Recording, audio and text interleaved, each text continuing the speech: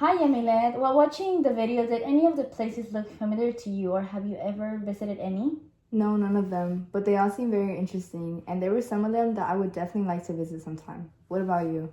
One place that I had definitely heard of is La Sal del Rey. Although I did not know any of the history before watching the video, now that I know, it's definitely more interesting. What seemed the most interesting to you?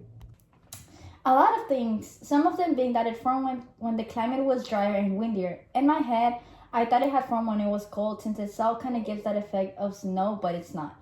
Another thing was how it formed by heavy rains, the depression filled with the run of water, and when full they are nearly fresh with weather salinity. Okay, but do you remember how it formed exactly from the video you watched? So actually, the lakes remained floated until the water evaporated, concentrating the salts to a salinity of 420 parts per thousand, more than 10 times that seawater. Can you believe it? More than 10 times. Imagine swimming in the ocean and getting water in your mouth and how sour and bad it is.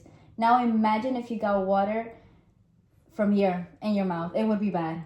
Yeah, that would be bad, but now I'm a little curious. Anyways, a dry, thick crust formed, creating a wide, dry, white salt. Wow, I'm impressed. Now that you know all this, would you like to go and visit? I definitely wanted to visit before I knew all this, so now that I know this, I need to go ASAP. Maybe we could go there next time to hang out. But I want to go during a time of the year when it is completely dry and not when there could be water up to 3 feet, because that happens sometimes during the year. Yeah, I agree with you. What about you? What places caught your attention the most? Definitely the petrified forest. Okay, well, what did you learn about them, or what seemed interesting about it?